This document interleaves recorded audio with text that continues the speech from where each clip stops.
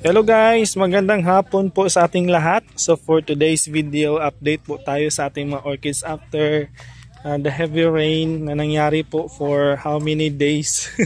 No, halos sunod-sunod po yung ating na-experience na pag-ulan, lalo na dito sa amin sa Mindanao. No, so i-check natin kung kamusta yung ating mga orchids. By the way, papakita ko sa inyo.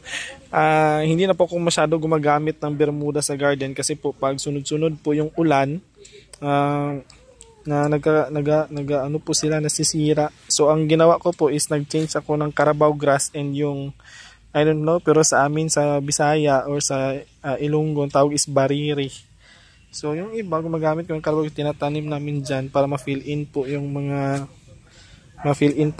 bakante na lupa para at least hindi po madali yung lupa. At saka if in case na may visitor, kahit po maputik, they can roam around para mag-visit po sa ating garden. At saka kanina, may nag-visit at saka nagbili ng mga flowers lang ng ating orchids. Hindi ko lang na video kasi nahiya ako.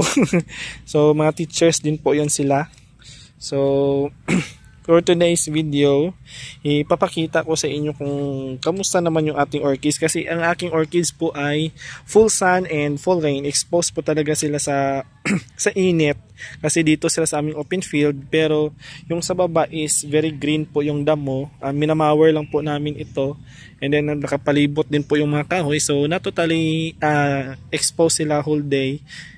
At least half or more than a day lang sila exposed sa init. Kasi umiikot yung umiikot yung init, kaya po may times na nainitan, may times din po na hindi din po masyadong naiinitan, nakadepende. So sinanay po namin yung aming mga orchid sa full sun, except sa mga dendrobiums namin na medyo sensitive, and doon po sa mga waling-waling kasi ayaw po nila ng init. So let's start. So ang pagtanim po namin is ganito, kagaya nung pinakita at saka in-explain ko from my previous videos. So ito na po sila. So dito na area wala pang masyadong bulaklak. So ayan po yung aming pugon or yung pinupugunan o nilulutuan ng aming kopra para mabenta. And then nag-stock na din si Papa ng ng kahoy kasi ulan. So wala kaming panggatong kasi hindi na po kami masyado gumagamit ng rice cooker para at least makatipid po sa kuryente. Gumagamit lang kami pag may pasok para madali. Pero pag sila mama at sila papa lang dito sa bahay, apoy lang po yung ginagamit. Bakit apoy? Apoy lang po yung ginagamit pangluto, hindi yung rice cooker. My God, di ko na alam yung mga terms. So ito naman is yung mukara po namin. Mga baby pa to sila nung binili namin kasi medyo mahal pag masyadong malaki na po yung mga mukara kasi ang bentahan po is 350 to 400 to 500 po, depende sa size. Unlike kung mga maliliit, makabili ka po ng 150, 200 or 250. Ayan. So iba-ibang kulay din po yan sila dito. And then dito din na area, ayan, may namumulaklak na.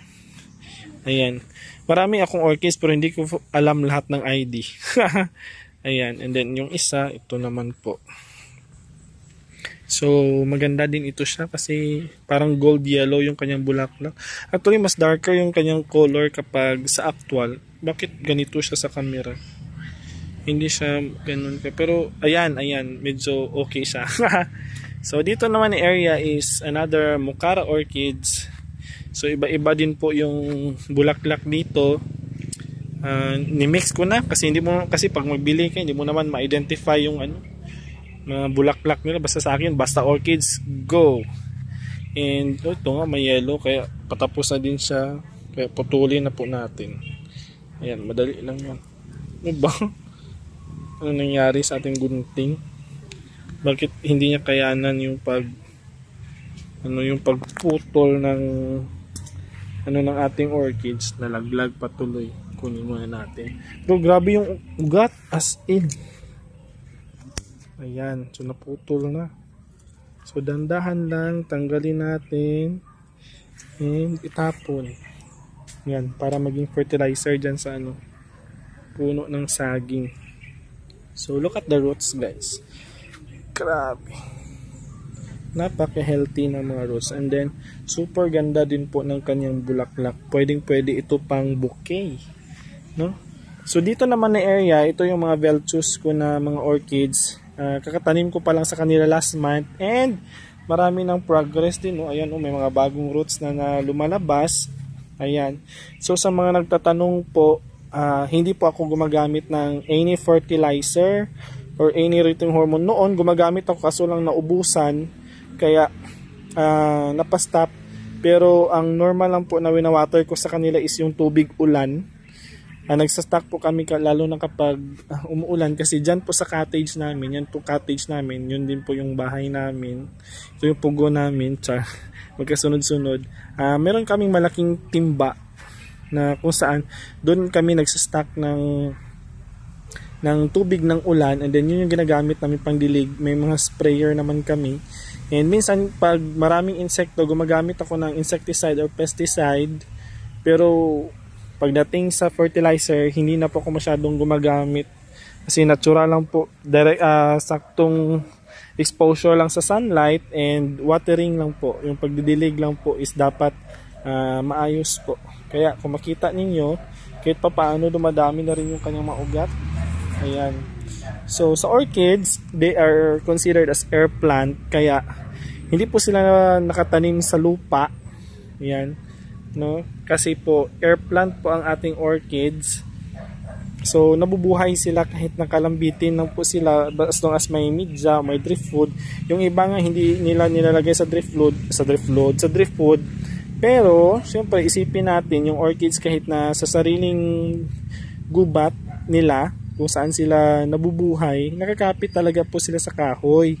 So kaya kapag alagaan din natin sila, dapat meron din silang kahoy na makapitan, and then be careful lang sa pagpili ng kahoy kasi hindi naman lahat ng kahoy is appropriate or pwede pong tamna ng ating orchids. So tandaan po natin yan. So make sure na yung kahoy na pagtaniman natin ay gusto nila, and isa sa mga alam ko doon is yung kakawate or Madridi cacao, or kaya yung kaymeto, yung star apple. So yun sila ang pwede nating gamitin para po maging okay po ang ating mga orchids. So dito naman na area are may JVB vandas.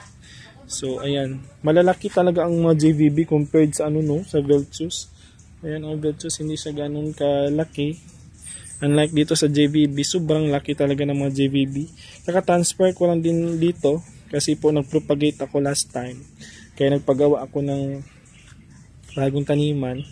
Kaya ito, mayroon na siyang bulaklak. So, para hindi siya ma-stress, hindi ko mapinutol. Pero, baka bukas, tanggalin ko na yung bulaklak para po, ma-force po siya na magbigay po ng roots or ng ugat. Ayan. So, they are very healthy. So, nagpo-propagate lang po ako ng orchids kapag tag-ulan. Kasi po, kapag tag-init po tayo mag-propagate at saka ibigla mo po siya ilagay or itanim sa direct sun, ang tendency po is masusunog, lalo na kapag hindi pa sila stable. So pwede naman po tayo mag-propagate, pero wag muna nating ibilad sa araw. Siguro ihang muna natin pabaliktad, and then antayin natin na magkaroon siya ng mga bagong ugat, saka po natin i-transfer para pag magdilig po tayo, kumbaga tawag dyan, makaano na po siya ng tubig, kaya hindi po siya agad-agad ma-dehydrate or masunog po sa sikat ng araw. So dito na area, kailangan pa ng I think 15 na orchids. Hindi pa natapos kasi na-short po tayo sa ating stock na orchids, and wala pang extra na pera ang uncle nyo para pambili ng orchids. Kaya ito, mga bagong propagate lang ito, ito sila mga seedlings. Transfer ko lang dito, pero grabe na yung kanilang mga ugat. And then dito naman na area, ayan, namumulaklak na din sila. Ayan po, Madridi cacao pa rin po yan. And meron na din po silang mga spike. Ayan. Ayan. So ayan, magkasunod-sunod. So dito naman may namumulaklak na. Ayan po. So kung makikita ninyo, ayan, ang ganda ng kanyang bulaklak, diba? As in, Sarap sa pakiramdam kapag uwi mo meron kang ganitong garden. Chak, yabang naman ni uncle. So transfer tayo sa kabilang sa kabilang bayan. Ito pong yung entrance namin sa, di ba, medyo maputik lang. So ito yon. Sa kabila may orchids. Ayan, dito din naman sa kabila meron din namang orchids. Kaya ayan po. So dito may namulaklak na din. Ayan. Kung makikita ninyo, ang ganda din ng kanyang bulaklak. Ang ingay ng mga sasakyan doon sa baba. Actually, sa amin is parang nakaano siya eh. Elevated yung dito sa amin din. Sa baba is highway na po. At saka itong dendrobium na ito, ang ganda din niya. Oh. Ayan. Diyan sa driftwood. Madrid cacao din po yung pinagtamnan namin. Saka ang inipit lang po ng bunot para at least po pag sobrang init ay hindi kaagad ma-dehydrate yung ating mga dendrobiums kasi medyo sensitive din yung mga ugat ng dendrobiums natin. They need water and not too much kasi po magka-root rot din sila. Ayan. So dito naman na area, mga bagong tanim din ito dito. Meron na din siyang ugat para yung init. And meron na din siyang spike. Ayan. So mga mukara din po ito sila. So excited na ako makita ang kanilang mga flowers. Look at this, kahit baby pa siya oh. Yan pa lang yung ugat niya at saka doon sa kabila. Ayan. Pero meron na naman siyang spike. Grabe, ayan pa pala oh. Pati yan, may spike na din. So, ay, yung sarap sa pakiramdam yung parang may aabangan ka palagi. So ayan din po yung ating orchids dito. Ayan, tingnan nyo oh. Grabe na yung kanyang ugat. Nakalipat ko pa lang yun dyan kasi para siyang mamamatay. Pero kung makikita nyo, ayan, mas stable na kasi marami na siyang ugat. So dito naman na area, ayan, yung ating mga giant na mga mukara. At saka ito naman ang ganda ng kanyang bulaklak. It's color red. Bakit hindi siya ganun ka dark sa picture o sa video? Kung sa actually napaka-red talaga nito. Ganda ng kanyang bulaklak, color ng kanyang bulaklak.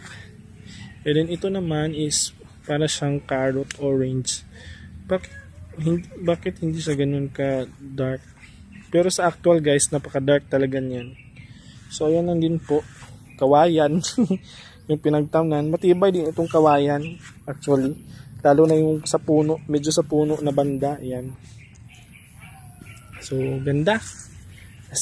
So excited na tayo makita yung kanilang mga bulaklak, lalo na pang magsabay-sabay na silang mamumulaklak. And then sooner, tayo na naman ang magbebenta para makabawi tayo sa mga nagastos natin. O, diba? Ano na siya yung pang ano mo, yung pang kaaliwan lang, pero at least papirahan din natin. Ayan, okay. Ito naputo lang ito ba? Naputo ng pusa namin pero gitry ko lang na ipako pero nagkaroon siya ng ugat. Pwede pala siya no? Ayun ayun, may spike na nga. O ayan. Ayan, kung makikita niyo po. Ayan. So marami na mga bulaklak. Kung makikita po ninyo, ayan. Marami na. Ayan. May mga bulaklak na sila. So at least nagkaroon. Ayan, ito yung peste sa garden. Yan yung peste na yan, yung sumisira ng ating orchid. Okay, tingnan mo anong ginagawa nila oh, lalo na kapag tag-ulan. So mamamaya magpabili ako ng ng insecticide kay mama. Manda ka mamaya. Masali ka pa sa video ah. Mamaya ka lang. Kaya eh, gusto ko iwasan, nahagip na ng camera eh. Ayaw ko na mag-edit. Ay nako. So ayan din po. Kung makikita ninyo, ayan. So ito naman, I don't know the name of this orchid, pero crush ko siya. Ang ganda niya talaga. Look at the details guys sa kanyang bulaklak. Napakaganda as in. So ayan, namumulaklak na. Ang gaganda nila. Ayan, ayan, ayan. Ayan. Ayaw mag-focus. Ayan, ang ganda niya oh. Ayan, kung makikita nyo guys. So as of now, hanggang dito lang naman tayo, and then for the next video, ipapakita ko naman sa inyo yung update ng ating mga dendrobium orchids. kung kamusta naman sila, kasi doon sa kabila mga bandas, dito naman banda, and then dito naman na area are my dendrobiums. So thank you so much for watching. I hope you enjoy na makipag tour or makipag-chika-chika sa ating garden. Sana po magustuhan niyo naman. Hindi lang ako masyadong nag-edit kasi pagod ako eh. Gusto ko yung natural lang talaga na pagkuha. Yung parang nagmamarites lang tayo dito sa mga orchids natin. Kaya sa ating mga subscribers, don't forget to like. And sa mga hindi pa po natin mga subscriber, please paki-subscribe naman ang ating munting channel, and then click the notification bell para po at least ma-update kayo sa ating mga susunod na video about dito sa ating pag-gardening, lalo na sa pagtatanim ng mga orchids. And medyo sensitive ang pagtanim sa orchids kasi po sensitive ang ating mga orchids, no? Kaya pag hindi ka po marunong magtanim, talagang tsugi talaga yung ating mga orchids. So manood, no? Para ma-explain sa inyo ng maayos, and then if you have your questions, please put it in the comment section para at least po magawan po natin ang next video.